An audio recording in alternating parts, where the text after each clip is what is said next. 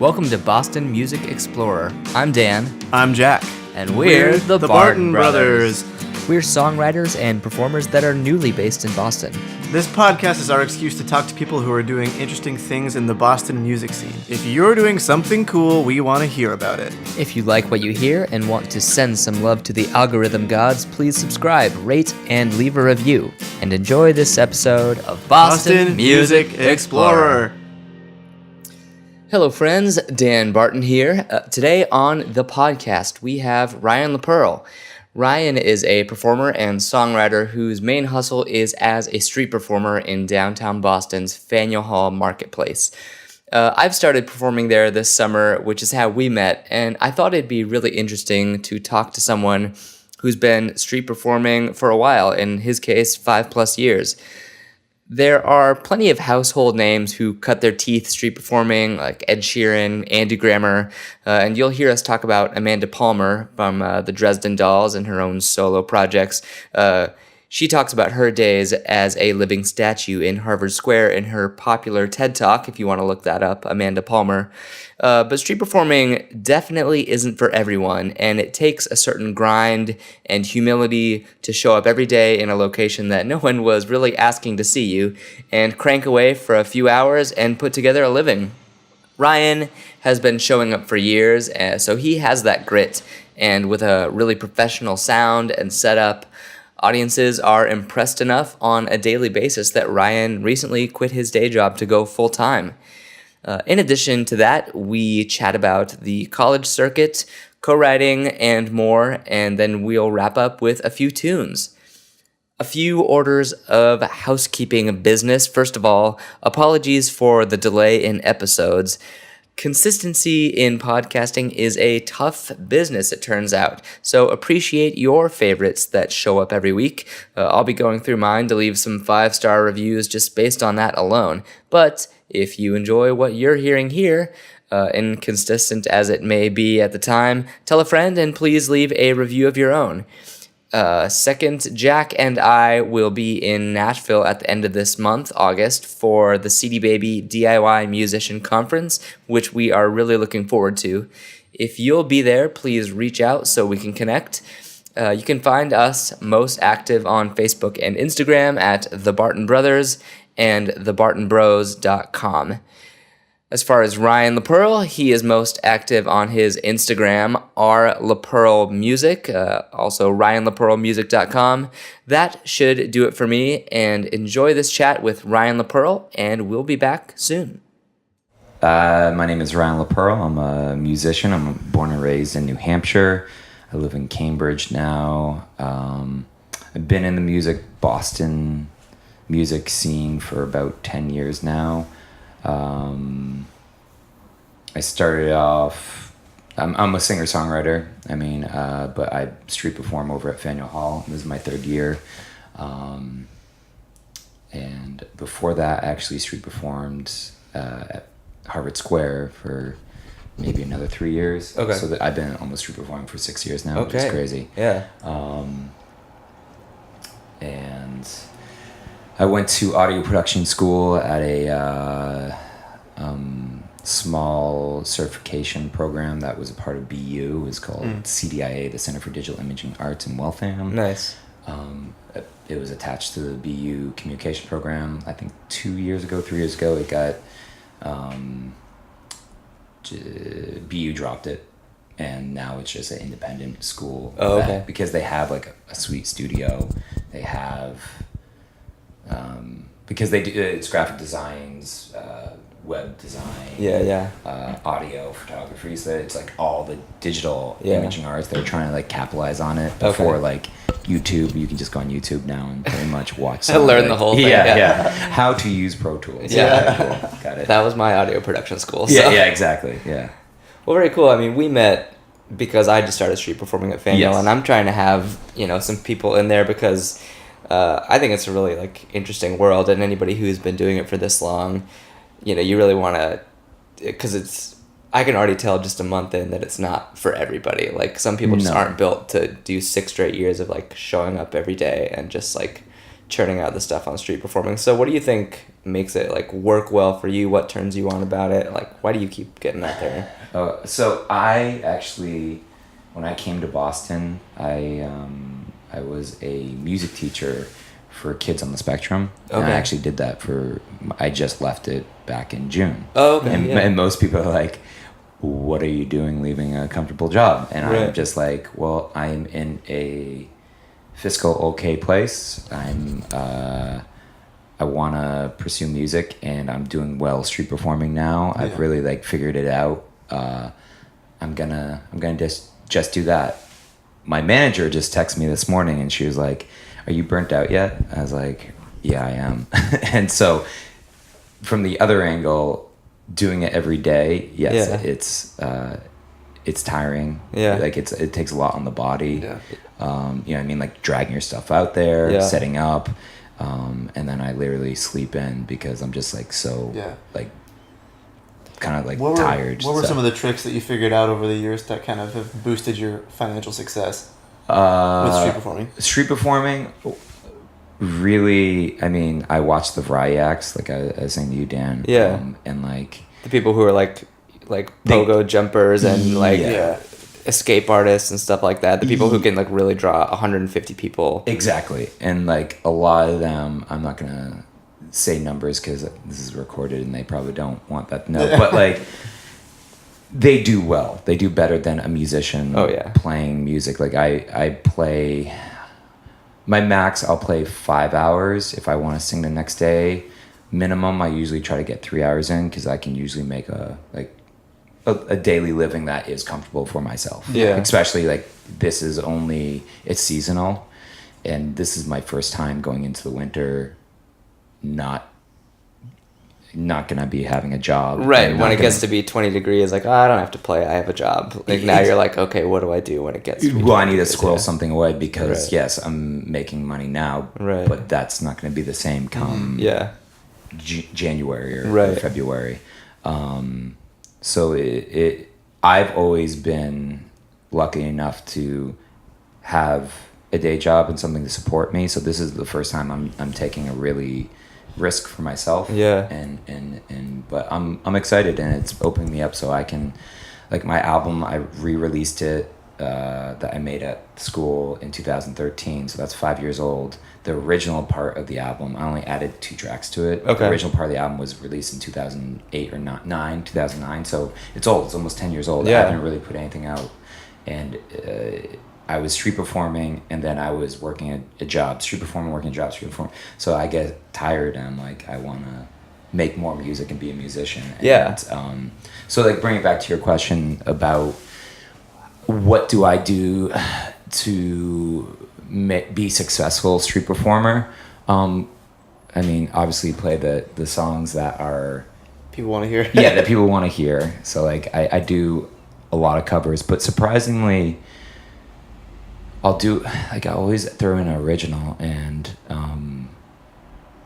people dig them. Like, not my older stuff, yeah, like they'll still dig them, but my newer stuff, and so that's kind of exciting for myself too. Yeah. But yeah, you play songs people like. It's a performance. Like I was saying to you, Dan, like you're putting on a show of Yeah. some sort. So if you turn it into a show and you believe it, I think that will make it you more successful out there on the street. As opposed to just being a jukebox and like. Yeah, here's I another mean, song, you can and do here's another that. song, and here's another song. Yeah. I mean, I know there's some musicians. I think Ryan Jordan. He has like a book that people can go up to, and like, he's like, pick a song and I'll play for you. And I bet that works great. That would kind of, nothing against him. That would kind of crush my soul a little bit, because I just feel like I'm just like doing what you want. Right. So you don't take a lot of requests. I do. If it's like people, I always go, "Hey man, it's slippery slope. You can." I'm probably gonna say no to everything. 'Cause Yeah, I right. play what I like, but I like pop music, so I play a bunch of pop songs. Yeah, we heard we were just listening to your cover of "Shape of You." Okay, yeah. Which is So really yeah, awesome. yeah. So like, there's some songs I enjoy. I think pop music is great. I think it's just as good as Bach's, Ninth or Fifth Symphony. Like, that was pop music back in the day. Yeah, exactly. So, actually, I listened to this other podcast called. And the writer is they talk to like some So I like it. He who's the host? What's his name? Ross Golan. Yeah, Ross. He goes, classical people, like, they have this like airness to them, and he goes, all you are you're covering. You're a cover band. You're a 200-year-old cover band. That's what you are. So I love that, and that's really interesting. So like I take that when I cover a pop song. It's like. It's no different than than an orchestra covering Beethoven. Yeah, exactly. That's really funny. Yeah. I mean, it does seem like you've really like professionalized the operation like this many years in. Like I see you with the lights out there, your sound system is like on point. Yeah.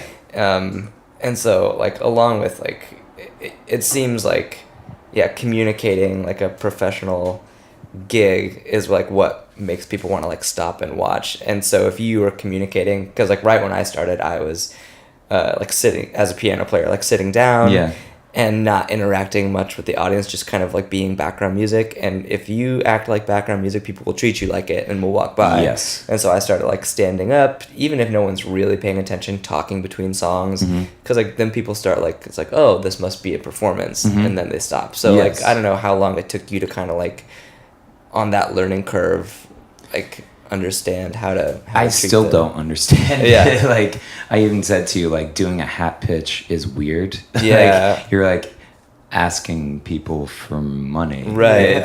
It's never, I don't find it comfortable, but it's a part of the job. It does get the attention, and then it lets people know, because like, I mean, when do you go into the grocery store and they don't have prices, right? And you then you go, oh, bananas are 15 cents a pound, I'm gonna get some bananas, because like that's a good price for me, right?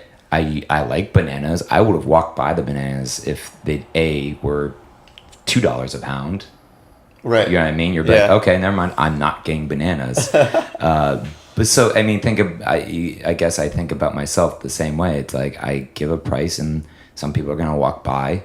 Some people are going to go, wow, I like what this person's doing. Yeah. And I want to donate and tip and contribute to their career. Right. And you're like, to me, I think in the beginning, you'd think you weren't doing, like, you're like, I'm just playing music. Yeah. Like it's something I love to do. Right.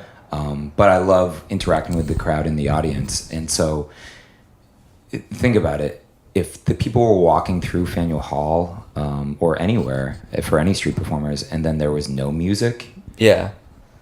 I mean, music's terrible. Everywhere. It'd be a terrible experience. There must be a reason that, I mean, I guess we should say for people who don't know, Fanueil Hall is this like huge like tourist mecca of Boston. Yes. And it has a sponsored street performer program, whereas like everywhere else in the city, you can just like, pick up your guitar and start playing, but Fanueil Hall is audition, and there's like different spots around that they have acts going 12 hours a day, which is really unique, and they've been doing it for long enough that it's unique in like the world. Yeah. Like there's some of the variety acts that are coming from Ohio. I mean, there's one variety act, he's from Australia. Yeah. So it's like, Fanueil Hall is kind of a hidden gem. Right, really unique performance opportunity.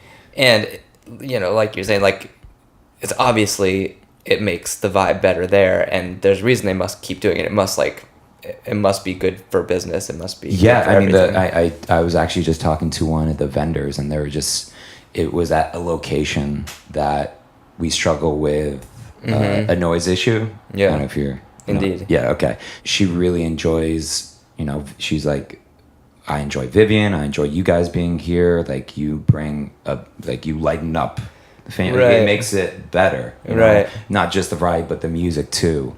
But like, so that's, bringing back to what is successful is like, that is what I think about. I think about, I'm enhancing the streets, or at least not the streets, but like the area of Faneuil Hall or Quincy Marketplace, and like making it better. I mean, and I didn't realize that until literally probably the last couple months, like people would send me messages on Instagram or emails and be like blank and blank happened in my life. Like I walked through and like it made my night so much better. Made my experience, and they were from like California. Yeah, that's awesome. You know, New Zealand, Australia. They're like, you really made my, and that's where I was like, oh, I am affecting, like I am offering a service. Yeah, right. You know what I mean? So like I look at it, I'm offering a service, and then it's a service that I'm doing for free, and if you are enjoying it, feel free to. It's no different than Patreon online. Right. You know what I mean? Good point.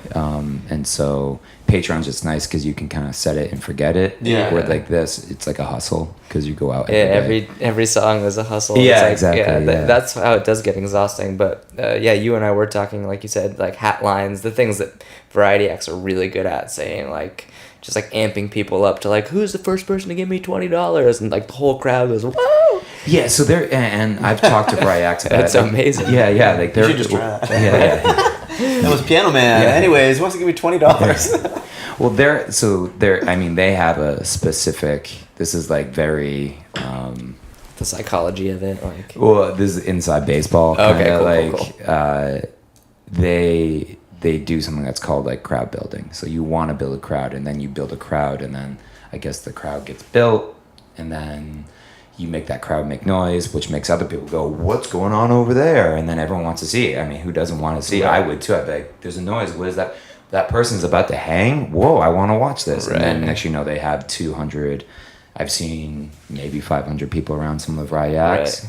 Right. And then there's different things you can do to let people know like what your worth is, and they know all those tricks. I'm not gonna give them all. Right. But yeah, like I don't want anyone coming back to me being like, blowing up my spot. Yeah, you're on a podcast. I'm feel free. I'll tell you after the podcast. But like, so essentially they do those things, and then let the crowd know their worth. And the same thing. I mean, they're delivering. At live entertainment, and where can you see live entertainment? Yeah, I mean, besides going to a venue, but like coming street performing is great because it's kind of like the idea where, remember in like New York they do like, was it Improv Anywhere? Yeah, that group. That group? The flash mobs. Yeah, flash mobs and stuff. Yeah, it's essentially that's what street performing is. It's like, and so you're like, I'm offering a service, boom, right here. But I need to put food on my plate and pay my rent too. So and doing that in a way that's like authentic to both you as a person and to your act. You know, I can't get people amped up in the same way that a variety act can. So one thing we like to talk about is obviously you're super local. You said New Hampshire. Where are you guys from? We're from Colorado. Oh wow! But we, nice. we kind of just wonder, like, was there ever a moment where you considered a New York or an LA or any of your options, or why have you stuck around here for so long? Nashville, Fear. Fear of leaving the known. Having to rebuild. No, I mean that's true, but I started school, I recorded, and then I had a day job, and I was just more. It was more of like a fiscal thing where I was trying to get some debt taken care of. Yeah. And like I knew making a move, I guess was scary and it was unknown, and I knew Boston, so I'm like, well, okay, I'll work with what I got here, type thing. Yeah. Mm-hmm. Especially when you grow up in New England, I'm sure you have like a lot of ties, like high school friends that are here. Like it probably. True, I don't really see so many high school friends.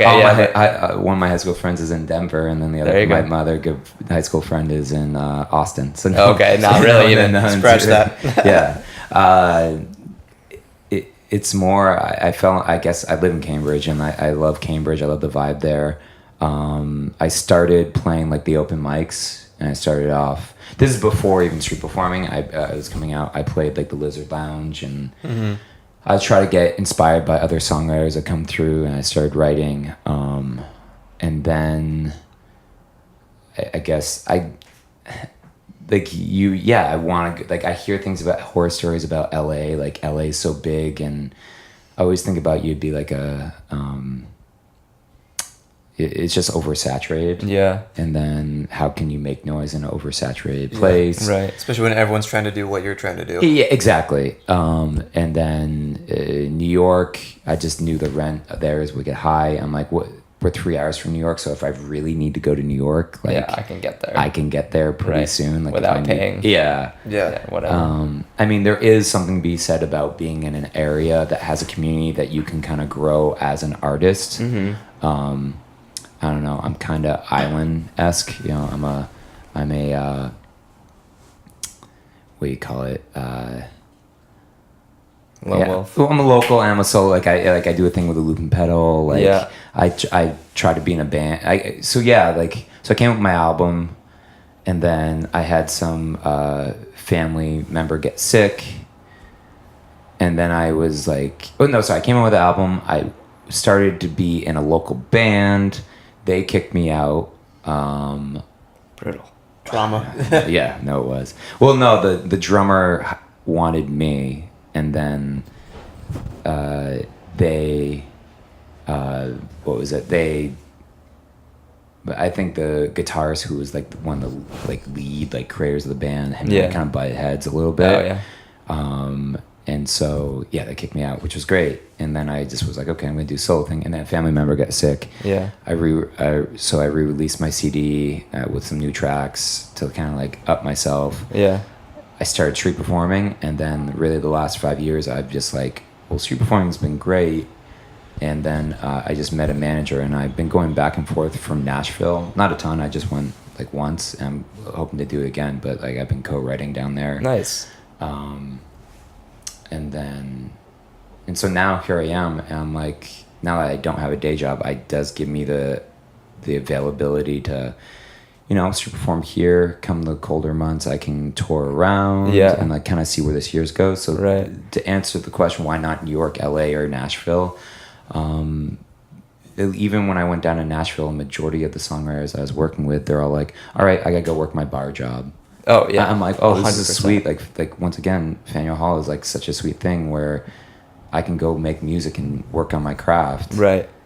and not work a bar job, Right. Yeah. So in 3 to 5 hours a day, you Yeah. can make what you might be making at in a restaurant. Yeah. And so that is really interesting. So you're kind of contemplating or open to a move, but realize like what a kind of unique situation you've got right here. And so and being like, maybe I can just move, like tour around and stay, maybe do like a month in Nashville. Yeah, in the winter. And then come back. Like, why do things need to be permanent in a sense? No need to uproot your whole life. Yeah. Especially with the internet now, and we're so connected. Right. I get that feeling too, that you can be anywhere at this point. Like, everything is so like remote. That's where I guess I was. I guess that's the one thing I didn't say too. Like, with YouTube and like SoundCloud and like Instagram, like you can connect with fans and grow and like be seen and heard and create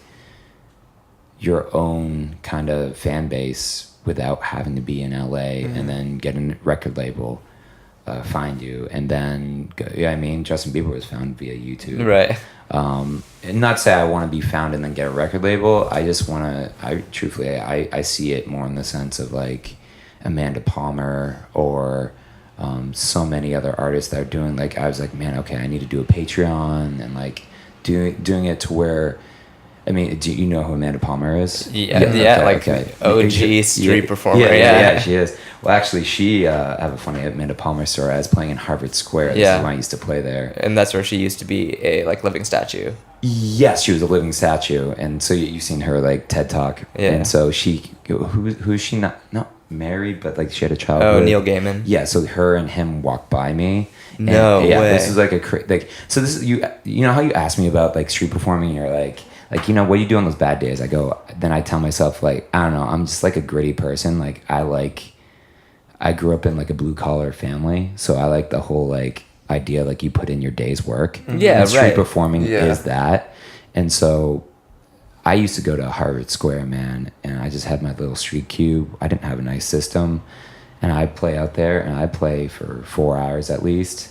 And some days, I wouldn't make anything almost. Yeah. And like, I remember it was a day I was like breaking strings and like, oh my God, it was windy. You know what I mean? Like even like the world's conspiring against yeah, exactly. That's what it feels like. And like, I'm just like so frustrated, but like I'm like taking it as like a, you know, like it's adding character to me or something. And yeah, then, right. And then there's Amanda Palmer walks by and throws a $20 spot into my pot, and There you she go. goes, "Keep on." She's like, I'm just like, "Thanks, Amanda." And I like ruined like she just was like, "Hey, I'm just gonna go by the street performer. I know Just how hard casual. this is." Yeah. And You have a moment to go. I'm like, "Thank you, Amanda Palmer." Everyone get up here and sing. Yeah. I've actually bumped into her a bunch of times. Interesting. I bumped into her because she lives in Cambridge. Does she still? Yeah, That's I don't know cool. if she still does, but I know she's always. I follow her on Instagram. I'm sure they have a she's place here. Yeah. Yeah, and like, I like one time I saw her in like Boloco. There used to be a Boloco in Harvard Square that just closed. And like, I was like, "Hey, Amanda," and I'm like, "How's your out?" Like, she was just like releasing her new book. Oh, and yeah. she's like, "Oh, it's going great," and like, so, but yeah, she's so inspiring. She's so, you see, like she like had she was with a label and they dropped her, and so she's like, okay, I'll take my 20,000 fans I have, and she ended up getting what, $2 million or something On Kickstarter, yeah. On Kickstarter. So it's like, I kind of feel that too. Yeah. Like I just want to keep on growing my fan base and Right. like, be like, with Patreon and everything else, I feel like everything's gonna be okay. I don't know. It's like when you go out street performing and you're just like, I don't know what your existential beliefs are, like or Right. religious, but like I always kind of like have good faith in Yeah. the world and like just not lack of better. I don't know. Yeah. So I'm spiritual, and so like you could say universe, but I'm okay with saying God. So it's like I just believe in like, you know. Not that things are shining down on me. He's like, oh, Ryan's a good guy. Yeah, I'm gonna nice give him-" work, yeah. Like, just more, just like Here's a 10 spot. yeah. More like it's like everything's good and everything like it almost like in a more karma Right, thing. of course. Like I'm doing what is good for my heart and soul. Yeah, and you're I'm putting in the giving- work. You're getting out there. You're No, doing yeah, good stuff. I guess putting the work. I guess more like I'm doing like what my vibration in Yeah, the world that's should a good way be, to put it, and it's yeah. gonna come back. Yeah, so that's cool. Yeah. So thinking about, huge jump to leave the day job and it's working, but you can already. Yeah, it's only been a month. But Well, yeah, but still, like, it's like, congrats on that. Yeah, that's a big deal. All of a sudden, I'm sure, like, it has hit you, like, okay, when it does get cold, like Boston does, like, what, That's why people go to Nashville or they go Yeah, to LA because right. you can perform on Venice Beach, man. right, You be know? a Oh, snowbird, yeah. yeah. I mean, so do you have that sort of thing in mind? Like, as you're like, okay, so now I'm a full-time musician, and you have, like, kind of one stream of income that is at least somewhat seasonal. How do you think about, like, where you see yourself in a year, and how do you want to, like, kind of, like, diversify your income portfolio so maybe you're not, like, so dependent on getting out there every day? Is there anything you're thinking of adding in and mixing it up to kind of make it work? Yeah, Bitcoin. No, I'm joking. By now it's low. No, more in the sense of that's why I left my day job, so I can start to sow those seeds this year and like put out a cover album, put out a new original music, grow. I just picked up a young lady that's going to school in Belmont. She's managing me, and she's awesome. Because Where did she's you like, connect? Streets. Sweet. I mean, the streets, dude, man. Like I majority of the people, I actually just sat down with a financial planner, met them on the Very streets. So like now I'm not feeling as worried about this just fiscal upcoming year. Yeah. She's helping motivate me to put out, get stuff recorded. I'm gonna have a single. I haven't recorded it yet, but like I said, I have the home studio, so the next 2 weeks I'm just gonna like grind it out and get a single out to release at the end of the month, and then that will get me in the flow. Talking about creative flow state, I listen to a ton of like podcast. This is so meta podcast. I love podcasts. Yeah, Like when so you do asked we. me to be on podcasts, I was like, hell yeah. yes, my first one. But so I listen to a ton of like things that are getting out of your own way and just creating, and obviously like finding the not the flow, but like just like sitting down and doing the work, and like not beating yourself up if you didn't do 5 hours that day recording. Like it's all about like setting yourself up for success, and like, so that's what I'm looking to do. I do need to get some content out this summer because it's a good time to do that. Yeah. But then it's going to be working on songwriting, and I'm down with songwriting with people here too, because like the one thing that I will say is not happening here in Boston that I see happen in LA. I have some friends that moved out to LA. Mm-hmm. They're really not doing anything different that I'm doing here in Boston. Right. But the one thing they are doing, there's a community. There's a songwriting community. Right. And so I guess for me, I'm trying to, and right now I'm talking it. I'm not walking it yet, but I'm hoping to start building a songwriting community and like get people connect and be like, hey, let's just get together and write for an hour. Mm-hmm. Be it, and that's something I don't really see in Boston. I haven't seen. Yeah. Everyone's just kind of doing their own thing and be like, oh, that's cool, you're doing that. Yeah. I don't want to work with you. Yeah. Oh, that's cool, you're doing it. I don't want to work with you. Right. And so it's not that it feels like unsupportive, because everyone's it's like, not. No, it's it not. doesn't feel like it's very... more like, oh, that's cool, you're doing that. Sweet. There's this competitiveness a little bit, like you just do your own thing and not community-esque. Because co-writing is not exclusive to Nashville. Like, I don't know what it's a mindset thing, but there isn't a lot of it going on in Boston. So, and a majority of it's so funny. Like a lot of the other performers that are musicians at Fanueil Hall, I've spoke to them, and I'm like the songwriter, and they're like, yeah, I've been like, I need to release a single, but I'm looking to like organize and be like, they're all going to school in Nashville, like, or in New York.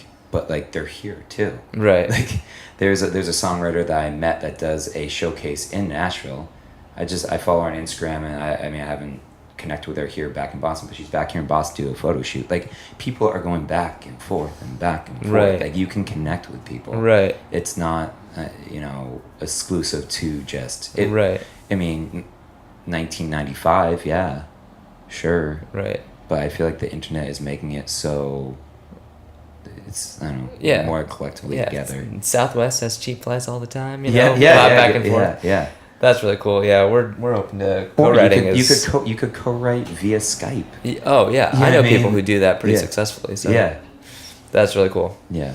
Right on. And then college shows. Yeah, so I play colleges. I've been in the college market for maybe 5 years now, on and off. I'm actually excited. I just got a showcase out in Michigan. Nice. At the Mid-America.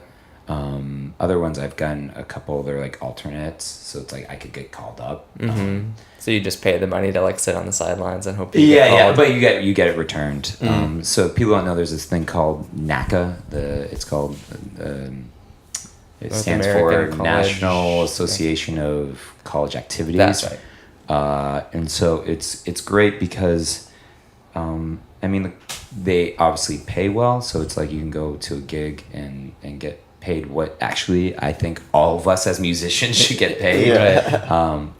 Sadly, they're far and few between. You don't obviously. I mean, if you're really good, you can get a good showcase and showcase almost every area. You could fill up your calendar pretty quick. What does the showcase look like? I'm assuming you're doing original music at these college showcases, or are you doing your No, I'm still doing cover stuff. But they are looking for original, and like I talked to my agent for who he's actually based out of Nashville too. So like I have everyone that's like based out of places. Right. I'm in Boston, but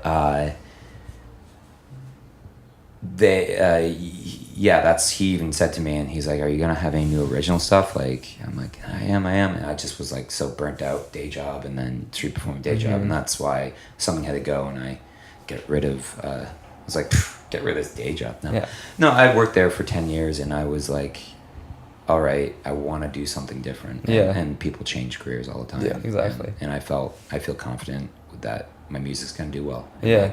I mean, even last night at Fanueil Hall, you would thought it was a variety act. I had probably 100 people around me. Dang. It was crazy. Do you do anything different than normal, or you just? I had the bucket drummer going behind me, and I just was doing my thing. You at West End. At West End, nice. West End's great. But it was great, and I'm just like, oh wow, okay, I have something to offer, so I'm gonna I'm gonna continue to create and share it with the world. Yeah, you need to hold on to those moments. Yeah, when they come. Yeah. Well, I see it on the other angle. Like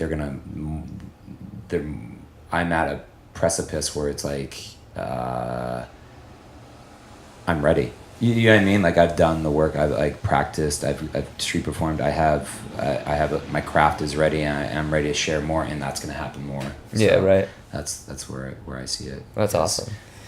And so, like, to tell you, like, how do they work these college showcases? Oh, yeah, I was actually, colleges. my job in college was like being Oh yeah, that's right. That's so funny. So I went to one in Tacoma, Washington. So like, you know, a group of college. Denver would be west. Yeah, west, northwest. Yeah. So like, you know, a group of college undergrads, just like thousands of them, descend upon like a conference center for a weekend, and just all weekend, just like get paraded with these acts.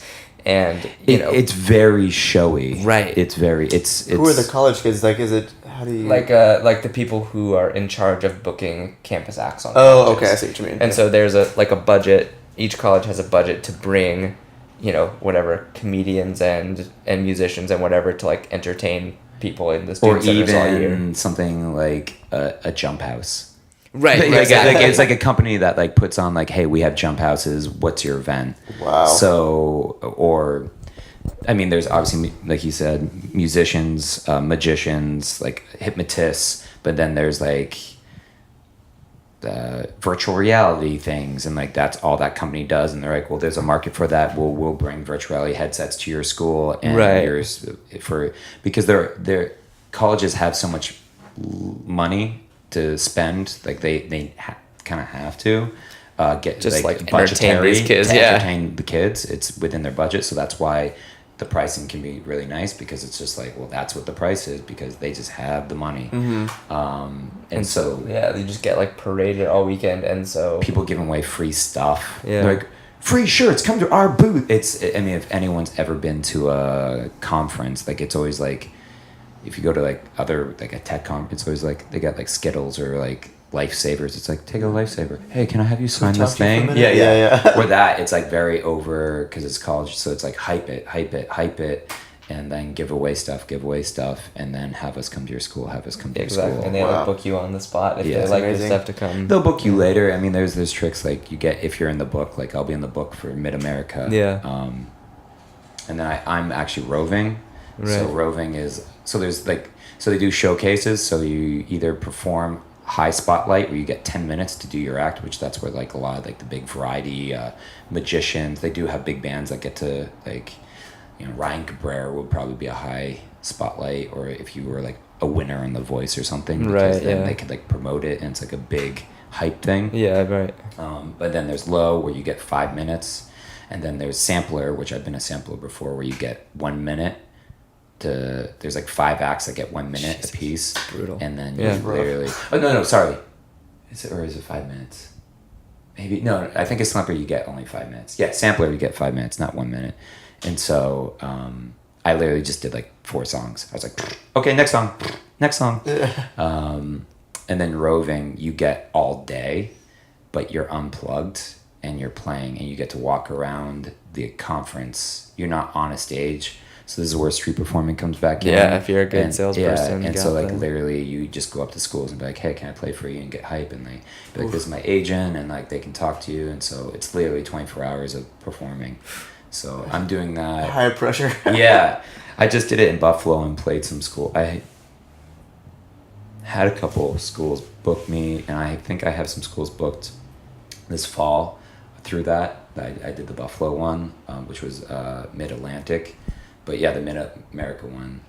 I mean, I think I've roved almost everyone. I don't know. I have like the showcase that one on my website. But yeah, NACA, it's a hustle. Once you get a college agent, like they pay for your NACA fees and fly you out and stuff like that, and just like kind of take it back, or like what does that all look like? No. They take 15% off of, or 20. Is it 20?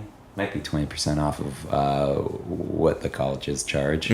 So like, say this is not the number, but say it's 500, they take 20% off of that or something like that. and then the schools pay for your travel. Cool, yeah. To the conference, no, you pay for your conference, you pay for your fees. What being on agency is great is like, so I'm going to be roving, to have be like, go please see my agent, his booth, we're in that booth. They can go talk to the agent and then book me. So there's someone representing you. Yeah. He cold calls, he does with the contracting, so I don't have to deal with that contracts. He pays the NACA fees, which is like a lot, substantial amount of money. That's just the annual fees, but you actually have to pay for your showcasing fees. Okay, you have to fly yourself out to the conferences. Yeah. But in good hope that the school, if That the school books you, it's just an investment. Exactly. Yeah. It's the whole business idea. Yeah. Did you connect with your college agent also through street performing, or? No, actually, I was with the agency through cold calling when I first came here. That was Boston Event Works, and then they got liquidated. Ooh. And I was just 2 years ago cold calling agencies, being like, hey, I've been in NACA, I'm looking for a representative. I tried to represent myself for a year, didn't go well. And I realized I should let someone else do that. Yeah. And so I started cold calling. It was actually a friend of mine that I met at NACA. He used to have an act with his wife, and he is now, he's like, actually, I started my own agency. I was like, oh, that's cool. And I wasn't even thinking to join it. I was just like, oh, that's cool. Congratulations. Because he like shot me a call, and he's like, actually, would you want to join our agency? I was like, Obviously. Sure. Yeah, I'd love to. Because I was getting a couple callbacks from a couple of other agencies, and I was like, oh, I'll join. Like, I didn't want to, you know what I mean? Like, we had a friendship. I didn't want to impose on our friendship. Right. I was just like, oh, that's good for you. But then he offered it, and I was like, sure, this actually might be a really good thing, and it has been. It's been great. That's really cool.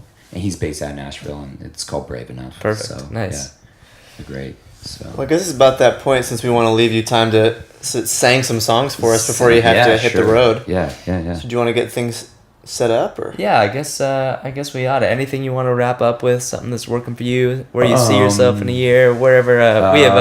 We have yet to like create our signature sign off. Yeah, exactly. Just I will be at the Precinct Kitchen Bar. No, I'm joking. There you go. Yeah, anything you want to promote? Yeah. No, I guess, just follow me on Instagram if you're interested at all. It's just LaPerle, LaPerle music. Or you can just go to my website, RyanLaPerle, music.com. I think I own RyanLaPerle.com too. Indeed, yeah. We were just there. Yeah, we'll put it in the show notes. But yeah, I'm going to, in a year, have a new album out. Growing, being on the road, touring, getting to actually not just meet people at Fanueil Hall, but meet people across the country or the world. So cool. Yeah. Right on, man. And do you know what you're gonna play for us? Yeah, I'm gonna play just one song or two songs. Whatever you want. Sure. I was gonna do a new. I mean, since obviously I do covers. I guess I can do a cover. But I did want to play a new original. No, please. We'd love that. It's called Only One. I co-wrote it with a gentleman named Nick Boyd down in Nashville. Okay. And it was literally, I just met him. That morning or that night, I had this melody in my head, and I brought it to him like, hey man, can we do something with this? And then him and I just hashed it out, and we wrote this song called Only One. And I think it's an awesome song, so I'm going to share that. All right, good deal. So, is this the single that you'll be releasing by the end of the Actually, I guess I should just play originals. Yeah, I'll play Only One, which I'm excited about, and I'll play Heartbeat, which is the single that's coming out at the end of the month. So, okay, there we go. All right, Perfect. let's get it set up. Let's do it. This is Only One. So...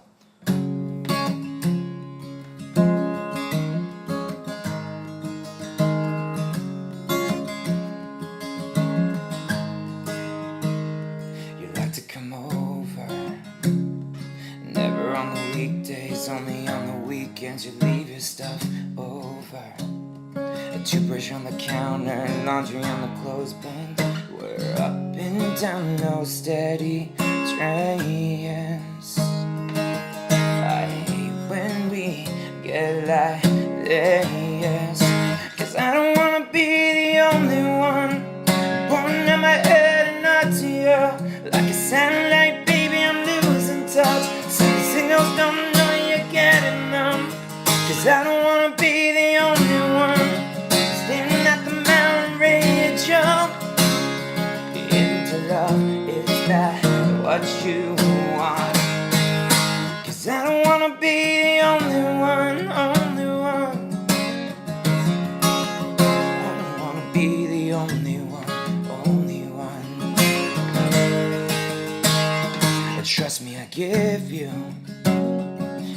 all my minutes. If the door is open, I wanna be there.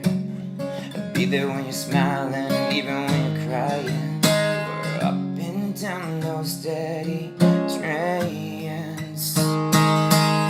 I hate when we get like this, 'cause I don't wanna be the only one. I'm pouring out my head and not to you. Like a satellite, baby, I'm losing touch. Sending signals, don't know you're getting them. 'Cause I don't wanna be the only one standing at the mountain ready to jump into love. Is that what you want? But I don't wanna be the only one, only one, only one. It feels like the only one, only one, only one. 'Cause I don't wanna be the only one pouring out my head and not to you. Like a satellite, baby, I'm losing touch. Sending signals, don't know you're getting them. 'Cause I don't wanna be the only one standing at the mountain ready to jump into love. Is that what you want? Yeah. I don't wanna be the only one, only one, only one. Baby, feels like the only one, only one, only one. I don't wanna be the only one, only one.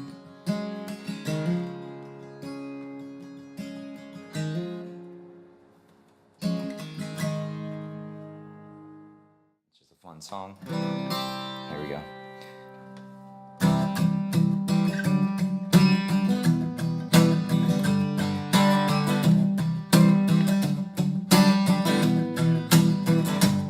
I can feel your heartbeat. It's burning like the sun's heat. I can see the fire in your eyes. I can still breathe this air in. You are my oxygen. I can feel my lungs, a deep dive. I can't explain in words what to say. My tongue always seems to get in the way. I know my love for you is forever strong, 'cause you show me the light when it's dark. 'Cause I can feel your heartbeat.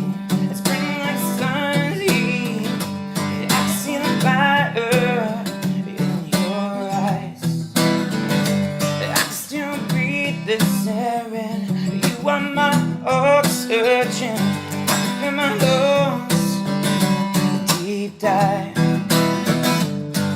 I feel the blood pushing through my veins. The river overflows now through my brain. You're the rock that I can stand on when I'm lost. Your eyes lead me back home from the war. 'Cause I can feel your heartbeat. It's burning like the sun heat. I can see the fire in your eyes. I can still breathe this air in. You are my oxygen. I can feel my lungs, a deep dive. The burning on their feet, the rhythm of this beat, the gravity pulse. Don't look down, you see, your heart's touching me. Always catch you when you fall. 'Cause I can feel your heartbeat. It's burning like the sun's heat. I can see the fire in your eyes. I can still breathe this air in. You are my oxygen.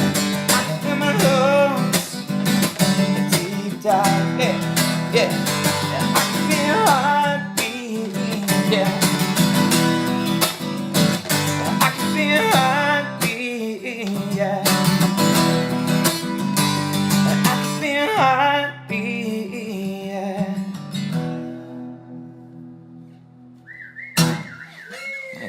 Thanks for having me.